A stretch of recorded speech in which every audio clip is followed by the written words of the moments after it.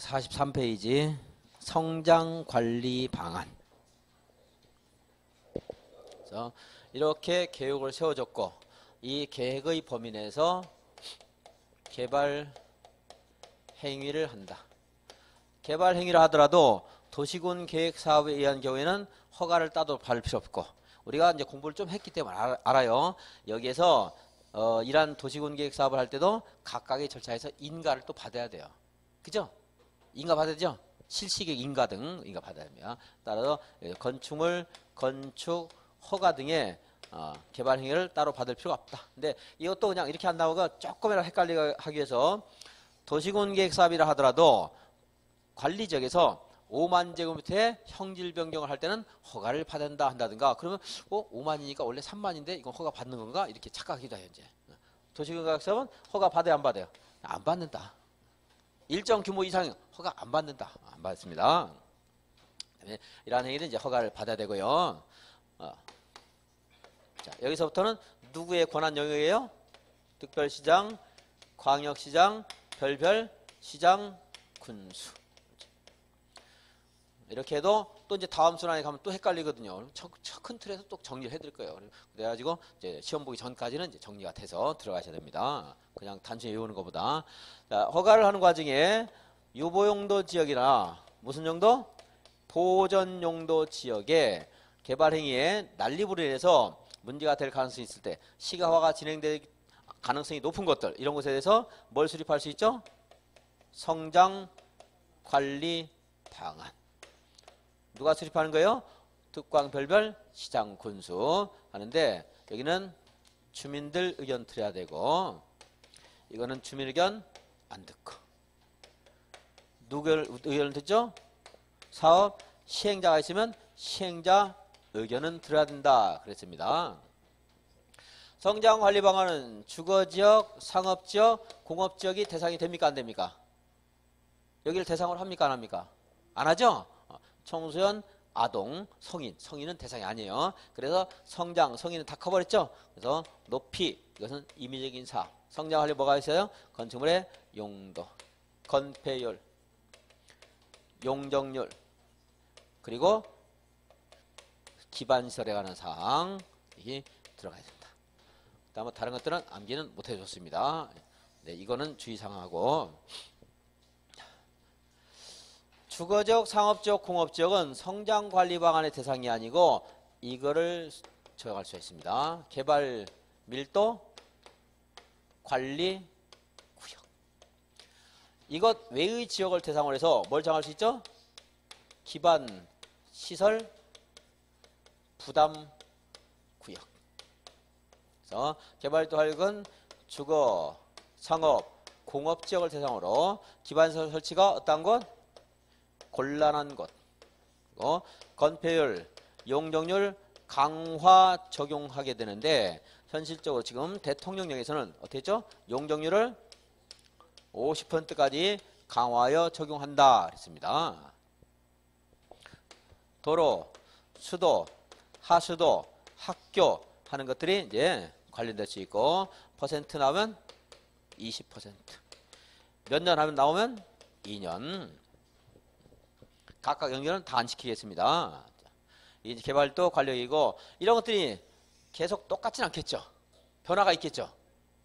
도로가 부족했는데, 그래서 개발 용적률을요, 여기가 현재 1000%인 곳인데 용적률을 700을 줬어요. 50%까지 강화하니까 얼마까지 줄 수 있는 거예요? 500까지 낮춰도 돼요. 400 주면 돼요, 안 돼요? 이건 안 돼요. 강화시켜도 50%까지는 줘야 됩니다. 그래서 이렇게 강화했는데 도로가 부족했어요. 도로 추가로 설치 못했어요. 못했는데 여기 순환도로가 생겼어요. 파주에. 이 도로량이 감소했어요. 그럴 수 있죠, 통행량이. 그러면 그걸 검토해서 이거 700을 그대로 할 게 아니고 도로가 이제 여유가 생겼네, 800 이렇게 줄 수도 있죠. 그죠? 근데 여기 도로 있던 게 폐쇄가 돼서 사람이 더 많이 다니죠. 여기 700 줬던 것을 안 되겠다, 600 이렇게 또 다운시킬 수 있고, 그러겠죠. 그래서 기반시설의 변화를 주기적으로 검토하여 용적률을 건폐율 또는 강화, 완화할 수 있다. 여기서 완화란 말은 1000을 더 완화해서 1200을 주겠다는 게 아니고, 아까 700 줬던 것을 800 이렇게 완화할 수 있다 이 말이에요. 주기적으로 검토해서 건폐율 용적률을 강화하거나 완화할 수 있죠. 여건이 바뀌면 바뀐 거에 따라서 건폐율 용률을 조절해라 이 말입니다. 그러니까 그 말이 아니고 검토하는 게 아니고 처음부터 말하면 개발도 관리국에서는 건폐율 용률을 어떻게 해요? 완화하면 안 되고 강화 적용한다. 강화하는 겁니다. 근데 아까 말한 것도 여기 완화란 말 나오면 그것은 그 여건이 바뀌었을 때 말하는 거고요. 기반시설 부담구역은 개발밀도 관리구역 외의 지역 그랬죠? 외의 지역을 대상화하고요. 그래서 여기는 행위제한이 어떻게 되는 곳이에요? 행위제한이 완화 해제되는 거 이 변기하시고 그다음에 개발행 허가 건수가 몇 퍼센트? 20%. 인구 증가율 몇 퍼센트? 20%. 이거 말하면 전년도, 전전년도 하는 말은 시험에서 틀리게 안 내요. 그런 것까지. 그러니까 유치하게 올해 전년도보다 이렇게는 안 됩니다. 그랬더니 이제 기하시면 되고. 여기는 개발도 관료 외의 지역 했는데 아직까지는 안 나왔지만 제가 예상한 문제 중에 이렇게 나오면 안 돼요. 주거, 상업, 공업지역 외의 지역을 대상으로 한다. 그럼 맞아요, 틀려요? 틀렸죠? 왜냐면 녹지지역이었는데 주거지역으로 바뀌었어요. 행위제한이 어떻게 됐어요? 행위제한이 어떻게 됐어요? 완화됐어요? 강화됐어요? 행위제한이 완화됐어요? 강화됐어요? 허용되는 게 많아지면 행위제한이 완화된 거고 허용되는 게 적어지면 행위제한이 강화되는 거고 행위제한이 완화됐어요? 강화됐어요? 완화됐죠? 허용되는 게 많아졌잖아요. 지금 녹지였는데 주거지역이 바뀌었어요. 물론 이제 자연을 사랑하는 분들은 강화됐다고 해요. 야, 녹지는 마음껏 뛰어놀았는데 주거지역은 못 뛰어난다 이래가지고. 근데 이제 우리 개발 행위에서는 완화가 됐죠. 건폐율도 커졌고 용률도 커졌고 허용되는 건축 행위도 더 다양해지고. 그러니까 행위제한이 완화됐어요. 그러면 사람들이 개발을 더 많이 할 거 아니에요. 그럼 도로가 부족하겠죠. 주차장도 부족하죠. 이럴 때는 기반시설 부담구역으로 지정해야 된다. 그래서 행위제한 완화를 이런 거 나올 수 있어요. 자연환경 보전지역이 일반 주거지역으로 변경된 경우 기반시설 부담구역으로 지정해야 된다. 이렇게 나올 수 있어요. 이제. 행위제한하는 거. 법령 개정 제정에 따라 완화되는 거 이렇게 나올 수 있고 용도적 변경에 따라 완화되는 거 이렇게 나올 수 있는데 법령 개정은 구체적인 말로 안 할 거예요. 무슨 뭐 국토계획법이 바뀌어서 하려면 법조문 같은 거 말해야 되니까 어렵고 자 행위제한이 완화되는 건 그동안 시가와 조정구역이었는데 시가와 조정구역이 해제가 됐어요. 행위제한이 완화됐습니까? 강화됐습니까? 완화됐죠? 시가와 조정구역에서 할 수 있는 것은 굉장히 제한적이었잖아요. 시가와 조정구역이 뭐 해제된다라든가 이럴 때는 행위제한이 완화되죠. 그러면 어떻게 해야 돼요? 기반시설 부담구역으로 지정해야 된다.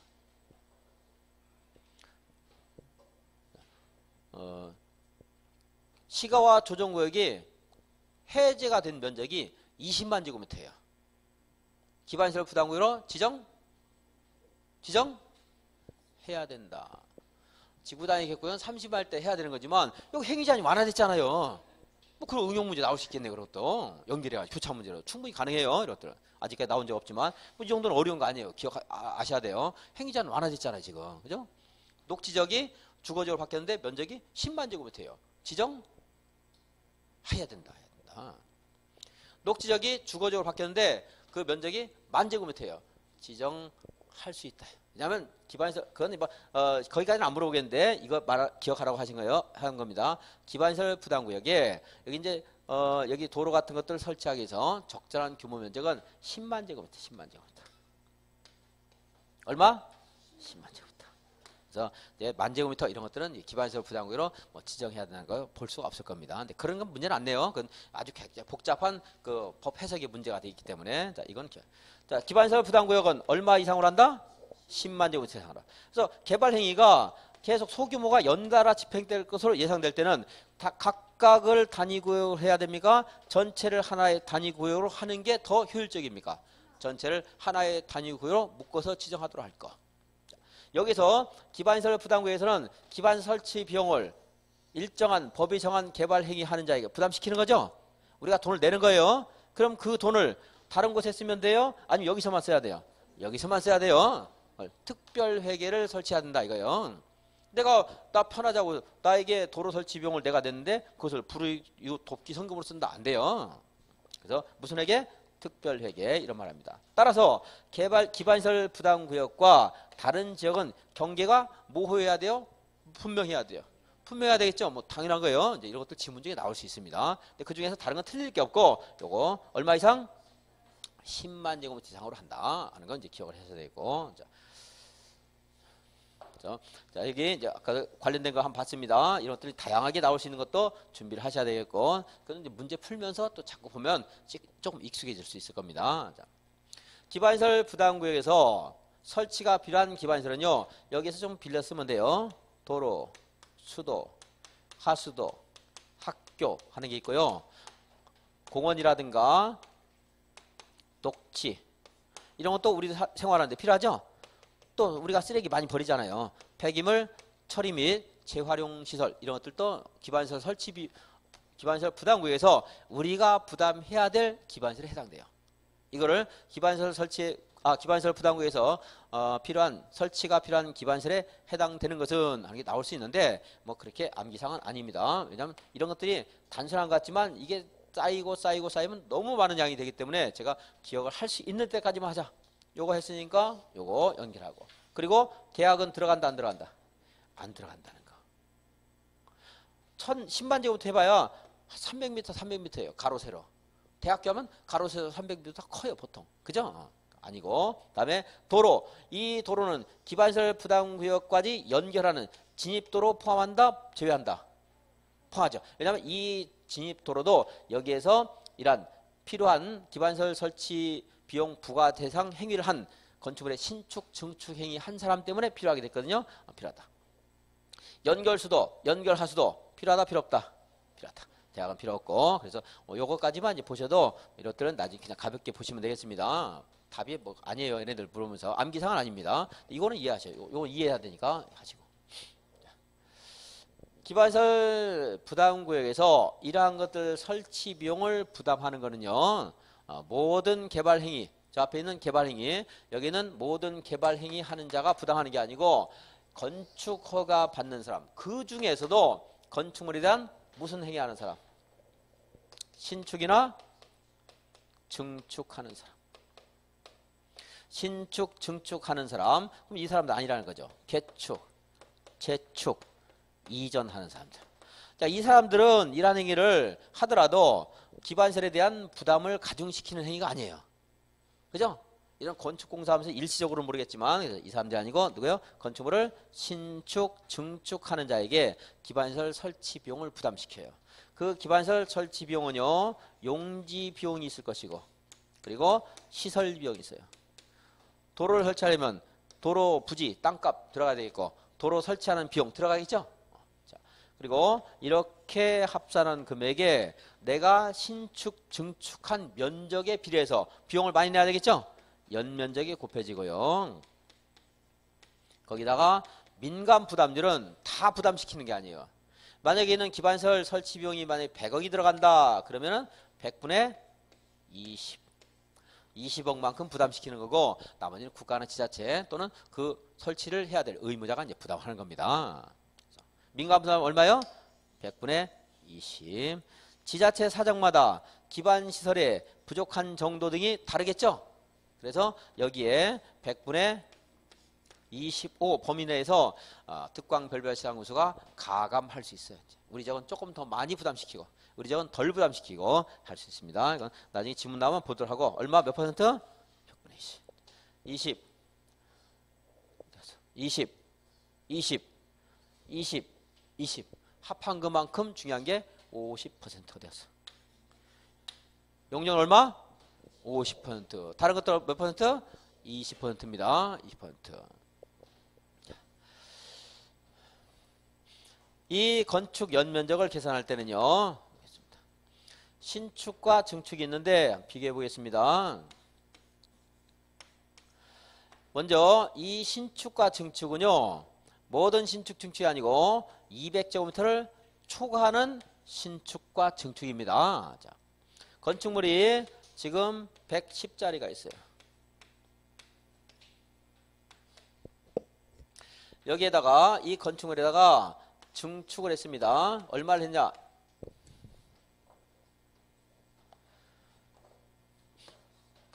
100제곱미터 증축을 했어요. 자, 증축했죠? 200을 초과하는지 초과하지 않는지를 따질 때는 기존 건축물의 연면적을 포함을 해야 돼요. 안 그러고 순수하게 증축한 것만 200을 초과할 때 부담시킨다. 그러면 100 증축했다가 또 100 증축 또 하고 하면 부담 못 시켜요. 그러니까 200을 초과하는가 따질 때는 어때요? 기존 건축물의 연면적을 포함해서 200을 초과하면 기반시설 설치 비용을 부담시킬 수가 있습니다. 그런데 이 사람에게 기반시설 설치 비용을 부담시킬 때 아까 연면적 곱해준다고 했죠? 부과 대상할 때는 증축 면적인 100 곱해야 되겠죠? 당연히 100 곱합니다. 이렇게 110짜리 건축물이 있었는데 얘를 철거를 하고 신축을 합니다. 철거 후 신축에 해당되려면 기존 건축물의 연면적 초과를 해야 되죠? 그게 신축이죠? 그래서 100을 더해서 이렇게 했어요.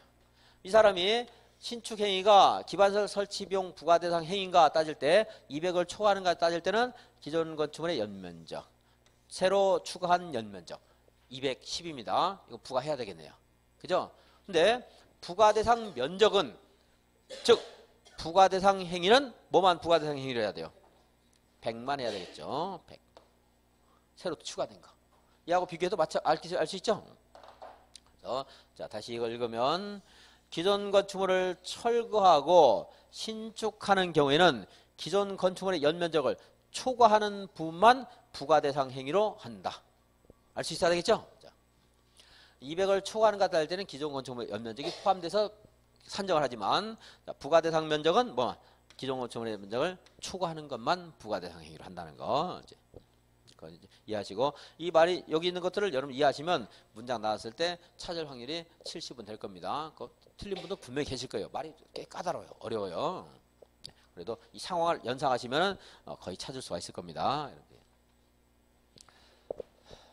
용지 비용은 기반시설 부담구역에 있는 토지의 개별 공시지가 평균 내고요. 그리고 거기에 기반시설 유발 개수라는 게 있어요. 기반시설 유발 개수는 우리 건축법에는 건축물이 29가지 종류가 있는데 그 건축물의 형태에 따라서 그게 숙박시설이냐 또는 주택이냐 하는 거에 따라서 단위 면적당 기반시설을 필요로 하는 정도가 다르겠죠. 숙박시설은 1.0, 주택은 0.7 이렇게 낮아요. 이 기반시설 유발 개수도 여기다 곱해주고요. 근데 여기에 뭐가 곱해지는가는 기억 안 해도 돼요. 그까지는 이 공식도 기억 안 해도 됩니다. 자, 기반시설 설치 비용을 부담시킬 때 용지 비용이 포함된다. 맞죠? 시설 비용이 포함된다. 맞죠? 그런 것들 맞다는 거 아시면 돼요. 그리고 이제 건축 연면적은 뭐 공식에서 기억하라는 게 아니고 아까 여기 초과하는 부분만 부과 대상 행위다 하는 걸 설명하기 위해서 한 거고요. 민간 부담률은 얼마다? 100분의 20이다. 이제 각각 따로따로 떼서 이런 것들이 들어간다 알면 돼요. 공식을 못해도 여러분들이. 그리고 기반시설 유발 개수라는 게 있는데 그것은 숙박시설이 1.0이고 숙박하게 되면 뭘 내야 되죠? 숙박료를 내야 되죠? 의료시설이 있습니다. 0.9예요. 근데 건축법에 가면 이게 영업시설군이고 이건 교육복지시설이에요. 교생주동이에요. 그래서 의료시설 밑에 근린생활시설과 주택이 있는데 의료시설 옆에 교육이기 때문에 이게 노교수야 하는 것이 건축법에는 같이 있어요. 같이. 의료시설과 다만 여기에서 이 기반시설 유발 개수는 의료시설은 0.9지만 노유자시설, 교육연구시설, 수련시설, 야영장시설은 얼마요? 0.7이라는 거. 그러니까 노교수야는 따로 떨어져 있습니다. 그리고 교생주동에서 근린생활시설이 여기에 있는데 그리고 건축법에는 자, 숙박시설과 어울려 다니네 누구죠? 위락시설. 근데 만약에 서열 관계가 있으면 누가 위에요? 위락시설 위죠? 그래서 건축법에는 숙박 위에 위락시설이 있다 바로 나오는데 여기는 1종근생과 2종근생이 이 위로 올라가요. 그래서 숙박 위에 1, 2위가 있다. 1, 2위가 있어요. 1종근생, 2종근생, 위락시설 있습니다. 이마트 24나 이마트 20, 이마트 24나 이마트. 이것은 비슷한 성격을 가지고 있죠? 물건을 판매하죠? 그러니까 규모가 크다 작다의 연면적 차이는 있겠지만 기반시설을 유발하는 정도는 같습니다. 이마트 24나 이마트나. 그래서 단위 면적당 유발 개수 같아요. 1종근생과 판매시설 같습니다. 1.3, 1.6. 이 숫자는 그냥 참고 삼아하는 거예요. 암기 못해도 돼요. 2.1, 그리고 여기 이제 문화 집회시설과 종교시설 하는 것이 1.4 이렇게 했어요. 이것만 하시면은 지금까지 다 풀었는데 자꾸 시험이 나오면서 또 다른 걸 분명히 집어넣을 가능성이 있습니다. 근데 이거 하시면 거의 찾을 수 있을 겁니다. 종이공장은 참고상 2.5, 담배공장은 제일 낮았죠. 0.3 이렇게. 또 공장은 하나만 있는 게 건축에 29가지 용도 하게 되면 공장은 하나의 용도인데 여기서는 수십 가지가 있어요. 다 할 수는 없습니다. 이 정도 정리하고 유발개수까지. 이렇게 해서 용지비용과 시설비용, 연면적, 유발개수, 부담률을 고려해서 기반시설 설치 부담 금액이 이제 산정이 됐어요. 이걸 우리들은 내야 되겠죠? 언제까지 내야 돼요? 사용 승인 신청할 때까지 내야 돼요. 이걸 안 내주면 사용 승인을 안 해줘요. 사용 승인할 때 이제 내야 되죠. 그런데 연기할 수 있다 없다? 연기할 수 있겠죠? 그죠? 있겠죠 한 게 100점이에요. 있겠죠 추측하면 아는 거니까. 있다는 말 외운 거고. 자, 연기할 수 있다. 분할 납부할 수 있다 없다? 있다. 그래서 1년 범위에서 연기하거나 2년 범위에서 분할 납부할 수 있다. 돈을 내야 되겠죠? 현금, 카드 내도 돼요. 토지로 내도 돼요. 토지. 돈이나 땅이나 같다 그랬죠? 그러니까 토지로 물납할 수 있다 하는 것도 이제 물어볼 수 있고요. 그래서 개발일도 관리구역과 기반시설 부담구역이 좀 번갈아가면서 나오는 정도였어요. 그 전에. 근데 얘는 양이 적어요. 이게 거의 다예요. 지금 한 게. 여기는 이게 거의 다가 아니에요. 이거보다 훨씬 많은 조문의 양이 있어요. 근데 점점 시험이 이제 다 이걸 맞추다 보니까 조금 어려워야 되겠다 해서 여기서 자꾸 되는 건지. 전에는 여기만 하면 됐어요. 이것만 하면 다 찾았어요. 근데 여기까지 막 되는 거지. 네. 또 다른 게 나올 수 있지만 그래도 여기까지 한정해서 공부를 해야 돼요. 아무리 더 나오더라도 이것까지만 해야 돼요. 더 늘리면 안 됩니다. 못 찾아요 이제 그러면은. 근데 그래도 어쨌든 조금 더 늘리는 것까지는 공부를 할 수밖에 없습니다. 여기에 증축 신축을 했는데 이 사람이 증축 신축을요 자기 땅에서 안 하고 남의 땅을 빌려서 했어요. 그럴 때 토지 소유자가 부담해야 돼요. 이 신축 증축 행위 한 사람이 부담해야 돼요. 이거 한 사람이 해야 되겠죠. 이 사람이 쓰는 거니까. 그죠? 토지 소유자가 아니고 이걸 타인의 토지를 임차하거나 지상권을 설치해서 기반시설 부담 건축 행위를 한 자 이렇게 말할 수 있어요. 기반시설 부담 건축 행위를 한 자는 이 말을 하는 거예요. 신축 증여한 사람, 신축 증축한 사람 이렇게 말할 수도 있고 기반시설 뭡니까 설치 비용의 부과 대상 행위에 해당되는 건축 행위를 한 사람 이렇게 말할 수 있어요. 그냥 건축 행위를 한 사람 그럼 틀려요. 기반시설 설치 비용 부과 대상 건축 행위를 한 사람. 신축, 증축한 사람 이 말을 하는 거죠. 자, 신축, 증축 행위 한 사람이 기반시설 설치 비용을 이제 부담을 해야 되는 겁니다. 자, 이렇게까지 이제 기반시설 설치 비용 부담구역 봤습니다. 자, 확인해죠. 43페이지 성장관리 방안은 유보용도 지역이나 보전용도 지역을 대상으로 한다. 성장관리 방안은 다음에 1과 2를 포함한 둘 이상의 사항이 포함돼야 된다. 도로, 공원 같은 기반시설의 배치와 규모, 건축물의 용도 제한, 건폐율, 용적률이라는 사항.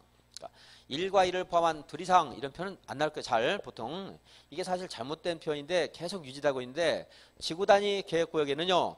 지구단위 계획으로 전에는 교통처리계획이나 건폐율 같은 것들 둘 이상을 포함한 5가지 이상이 포함되어 있어야 돼요. 그러니까 이것 1과 2를 포함한 5가지 이상이 있어야 된다. 말이 돼요. 그것은 1번, 2번은 꼭 포함하고 나머지 3개 더 추가하라 이건데 지금은 2개밖에 없어요. 둘 이상. 근데 지구단위 계획구에서도 그 표현 형태가 그대로 답습이 돼서 여기에 용건용이 필요했죠.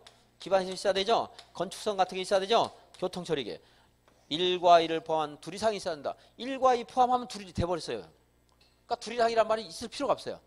1번, 2번은 포함시키라 하면 되는 거거든요. 근데 전에는 이거 포함해서 5개 이상 있어야 된다 해가지고 그 말이 그래 문맹 자체는 말이 됐어요. 근데 지금은 5개가 아니고 둘로 할 필요가 없거든요. 그냥 1과 2 포함하면 돼요. 여기도 마찬가지예요. 성장관리 방안에도 어디 갔죠? 성장관리 방안?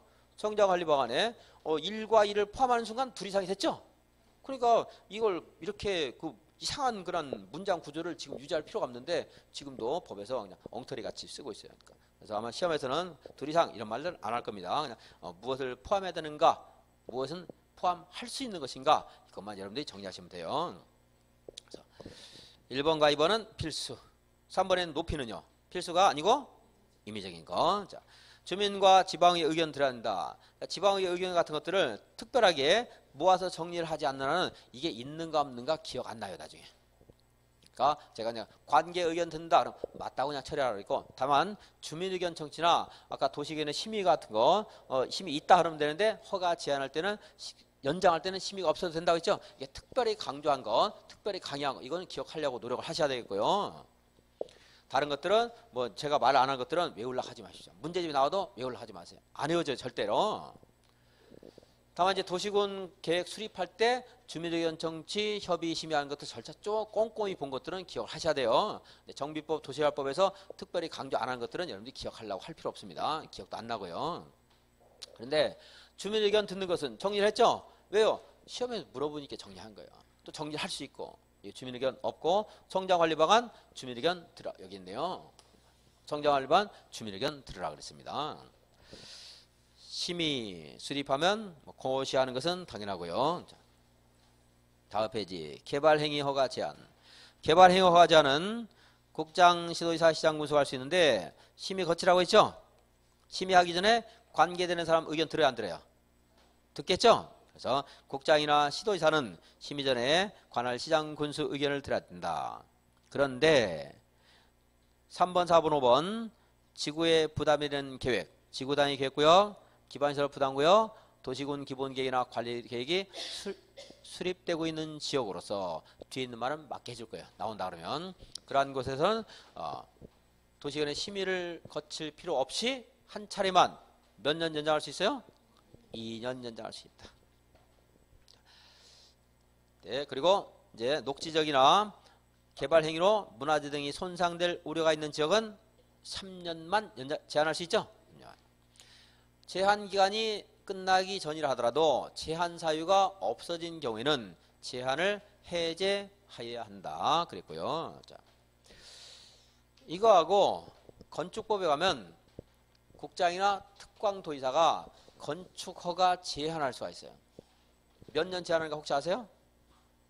몇 년 제한하는지 혹시 아세요? 다시 지금 여기 몇 년 제한하죠? 3년 더하기 2년. 정부법에 가면 3년 더하기 1년이 나와요. 건축법에 가면 몇 년이 나오겠어요? 이제 2년 더하기 1년이 나옵니다. 국장이나 특광도지사는 특광별별시장군수의 허가권을 2년 제한할 수 있어요. 국장은 국토관리를 해서, 도지사는 도시계획을 해서 제한할 수 있고, 필요할 때는 1년 한 번만 연장할 수 있습니다. 관련돼서 나오고, 여기는 몇 년? 지금 봤죠? 3년, 2년. 이 두 개만 알면 한 3.2점 정도 맞아요. 3.25점. 1.5문제 정도 나왔어요, 전에. 잘 나왔거든요, 굉장히. 이 숫자만 알아도 잘 나왔는데, 지금 이제 빈도수가 전부 다 줄었습니다. 어쨌든 이거 두 개 중에 하나는 나올 거예요. 이제 나올 가능성이 없습니다. 그러니까 한 문제 정도는 돼요. 이것도 합치면. 저는 이거 합치면 한 문제가 넘었는데 지금 한 문제쯤 될 수 있어요. 이거는 잘 안 나오지만 과도기로 정비구역에서 정비예정구역이나 정비구역에서는 건축허가나 토지 분할 이것을 이제 허가를 그 허가를 3년 동안 제한할 수 있고, 필요할 때는 1년 연장해서 무분별한 그 비경제적인 건축행위를 금지하기 위해서 3년 동안 연장해서 1년간 연장해서 제한을 할 수가 있습니다. 중요한 건 예하고 예입니다. 근데 얘도 지문에 나올 수 있어요, 충분히. 얘네들은 그냥 단독으로 한 문제가 나오는 거고, 거의 얘는 나오면 지문 중에 이제 하나 나올 수 있고 그렇습니다.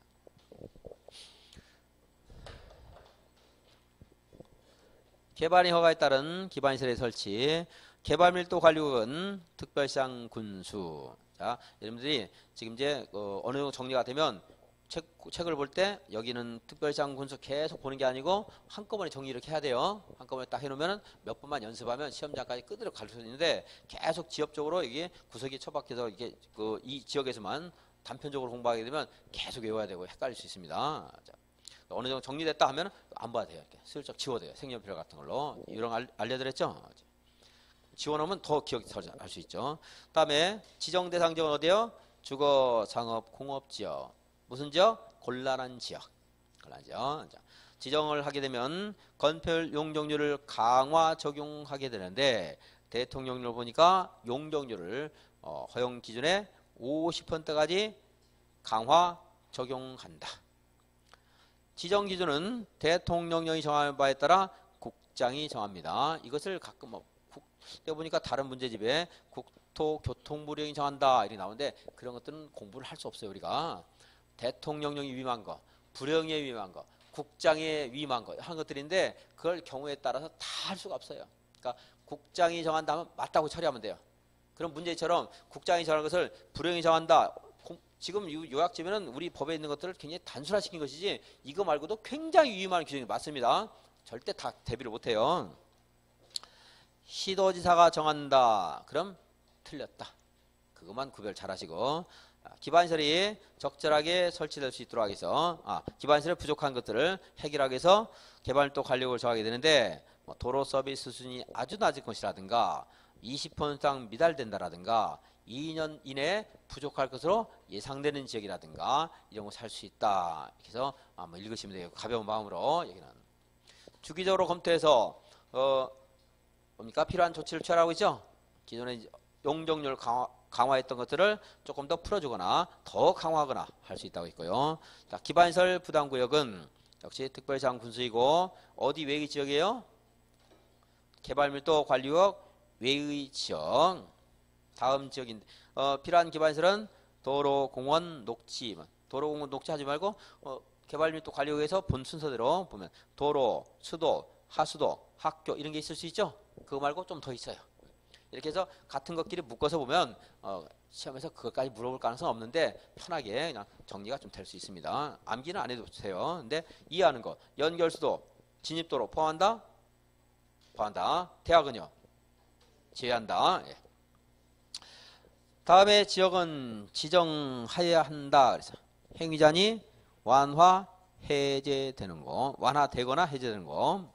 자, 그리고 개발의 허가 건수가 20% 이상 증가한 지역이나 개발 인구 증가율이 20% 이상 높은 지역으로서 기반시설 설치가 필요하다고 인정하는 지역인데 기반시설 설치가 필요하다고 인정하는 지역 하는 것은 시험에서 알려줘요. 그냥 이거 말고도 필요한 곳은 기반시설 부담구역으로 지정할 수도 있습니다. 여기는 지정을 해야 되는 것이고 주민 의견 들어라 한 것 말씀드렸고 심의, 고시 다 있다 해도 된다고 했습니다.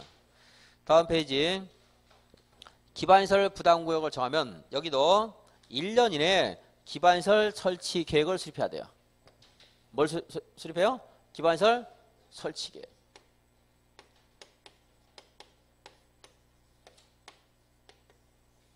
얼마 이내? 1년. 이걸 안 하면 구역 지정이 1년 된 다음날 효력을 잃게 돼요. 지구단위 계획구역은 얼마 이내 수립하라고 했어요? 3년. 여기는 몇 년?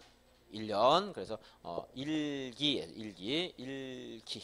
1년 지나면 효력 상실.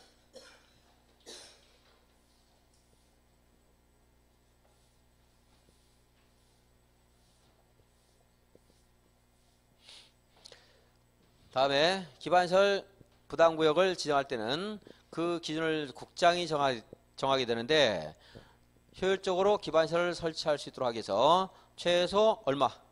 10만 제곱미터 되도록 해야 되고 소규모 개발 행위가 연접해서 시행될 것으로 예상되는 지역은 전체를 하나의 단위 구역으로 묶어서 기반시설을 설치할 때 좀 더 효율적이고 경제적으로 설치할 수 있도록 하라는 겁니다. 다른 구역과 경계를 명확히 할 것 하는 것도 이제 지문 중에 하나 정도 맞는 말 나올 수 있고요. 부과 대상 행위는 모든 개발 행위 또는 모든 건축 행위가 아니고 200제곱미터를 초과하는 건축물의 신축, 증축 행위. 만약에 기존 건축물을 철거하고 신축한다 할 때는 모든 건축물의 면적이 부과 대상 면적이 아니고 기존 건축물의 면적을 초과하는 부분만 부과 대상 행위로 한다 하는 것. 기반시설 설치 비용에는 용지 비용, 시설 비용 하는 게 있고요. 여기에 건축 연면적 곱해진다는 거, 그 무슨 말인가 여러분들이 이해를 할 수 있겠고요. 민간 부담료는 얼마입니까? 전체 100분의 20. 물론 이것을 약간 가감할 수 있는데 그건 답이 아닐 거예요. 자, 100분의 20까지만 기억을 잘 해주시면 되겠습니다. 표준시설 비용은 국장이 정하고요.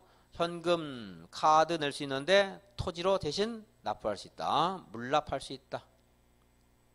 1년 범위 내에서 납부기를 연장할 수 있고 또 2년 범위 내에서 분할 납부할 수 있다. 1년, 2년 기억 못 해줬는데 뭐 연기, 분할하는 것은 우리 공부에서 다 된다 그랬으니까 맞다고 아시면 되겠고, 여기에도 이제 뭐 제한들이 있어요. 뭐 도난이라든가 자연재해 등으로 무슨 재산상 피해가 클 때라든가 하는 사유가 있는데 뭐 그런 것들은 나오더라도 그냥 상식적인 수준에서 나올 겁니다. 자, 연기, 분할 납부할 수 있다. 기반시설 설치 비용의 관리를 위해서 아무데나 막 함부로 쓰면 안 된다고 했죠. 기반시설 부담 구역별로 특별 회계를 설치를 해야 된다 했고요. 기반시설 유발 개수는 숙박시설에서 출발하라고 했습니다. 만약에 다음 중 기반시설 유발 개수가 큰 것부터 낮은 것으로 옳게 나열한 것 물어보면 숙박시설 일단 찾아보면 돼요. 저랑 공부하는 분들은 숙박시설 찾아서 그것에 위에 있는 것, 아래에 있는 것 이렇게 정리할 수 있죠. 교통정리.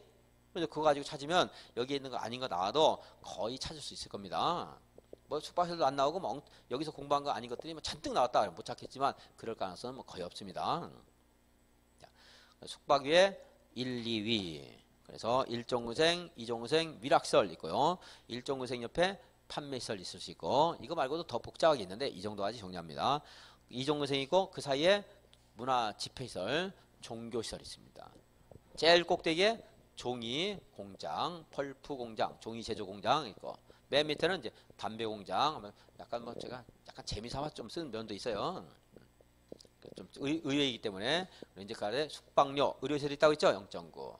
주택이 단독주택, 공동주택, 업무시설이나 노교수에 하는 것은 0.7 이렇게 있고요. 그래서 시범도시 사업. 시범도시 사업은 아까 칠판에 간단히 설명한 게 거의 답니다. 국토교통부 장관이 직접 또는 중장이나 시도지사의 요청에 따라 시범도시를 지정할 수 있고, 요청할 때 주민 의견 들으라고 했죠. 그리고 관계 의견 들어요, 안 들어요? 듣고, 관계 지자체장 의견 듣고, 국장은 중앙도시계획의 심의를 거쳐야 되고요. 심의 거치는 건 맞는데 혹시 국장에게 지방도시계획위원회 그럼 틀렸죠? 그건 중앙도시계획위원회 심의를 거쳐야 되고, 공모할 때 구청장도 공모에 응할 수 있다. 사업 계획을 수립해야 되는데 이때 주민 의견 드려야 되고요. 그리고 사업 계획 수립 비용의 50%, 80%, 실시 비용의 50% 보상비 지급해줘야 보조해줘야 안 해줘요. 보상비를 제외한 50%까지 보조 융자해 줄 수 있다. 청문은 국가기관 간에 자기들끼리 권력 통제할 때는 청문하는 게 아니에요. 우리에게 권한을 주었거나 또는 자격을 주었다가 박탈하는 경우, 우리들의 권리를 제한하거나 박탈하는 경우, 이럴 때 청문합니다. 개발행위 허가를 했다, 취소한다. 여러분 당사자라고 생각하시면 돼요. 그런데 청문해야 되겠죠. 억울한 게 있으면 가서 하소연해야 되겠죠. 물론 이제 이거 안 하고 소송해도 돼요. 근데 소송 전에 청문을 통해서 그걸 이란 자격 취소가 안 되면 더 좋잖아요. 그죠?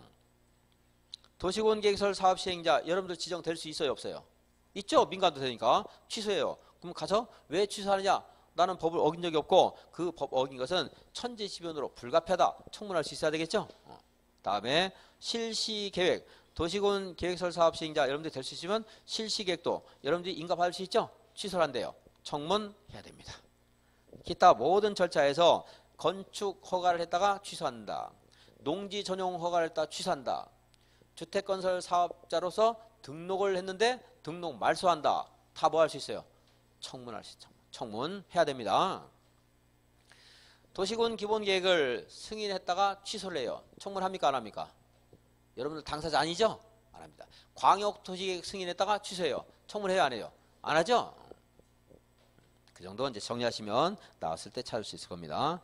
도시군계획 사업 시행자가 행정청일 때는 당연히 그 행위에 대해서 행정처분해서 행정심판할 수 있는데, 행정청 아닌 사업시행자예요. 여러분이 사업시행자 될 수 있다고 했죠?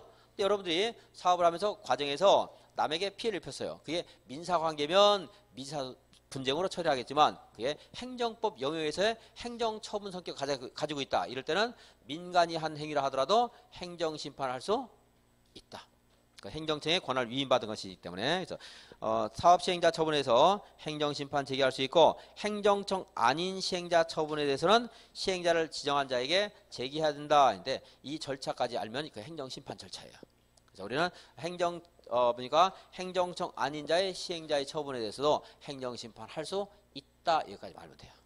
이걸 더 응용해서 뭐 피청구인까지 막 물어보는 경우인데 피청구인까지 물어보면 그건 행정법 문제이지 우리법 문제가 아니에요. 문제집에 그런 게 나와도 무시하면 돼요. 제가 말한 것까지만 딱 하시면 돼요. 행정청 아닌 자의 처분에 대해서 행정심판을 제기할 수 있다. 여기까지만 한정해서 기억을 하시면 되겠습니다.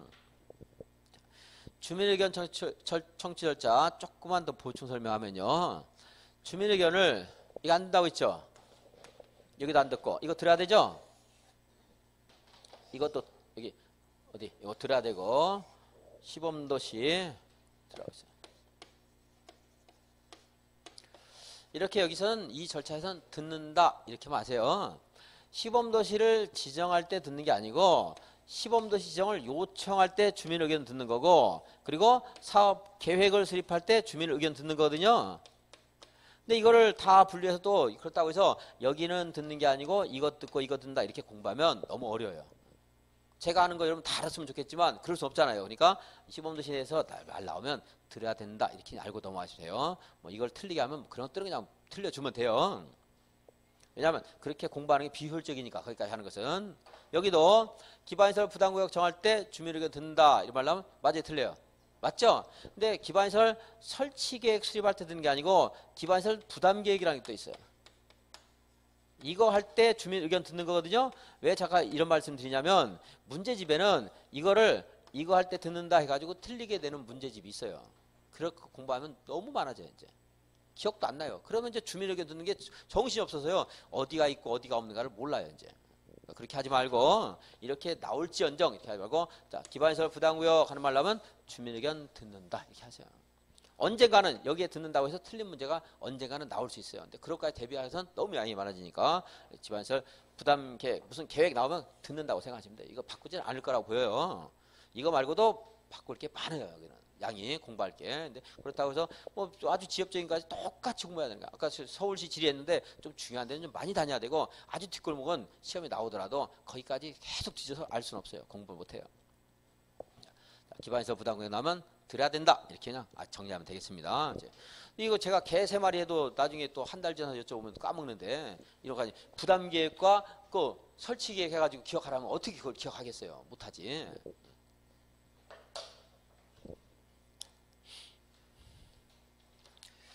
여기까지 해서 이제 국토계획법 마쳤고 시간이 됐으니까 10분 쉬었다가요. 도시화법을 진도는 안 나와 있고 오늘은 이제 복습하는 거라서 문제 누가 그때 풀어달라고 그러셨는데 제 시간 그분 가셨나? 가셨죠? 문제 풀어달라고 거기 안 가셨죠? 이제 복습하는 과정이니까 이제 문제 풀면서 다시 한번 처음부터 한번 쭉 보겠습니다. 1시간 동안 10분 쉬었다 하겠습니다.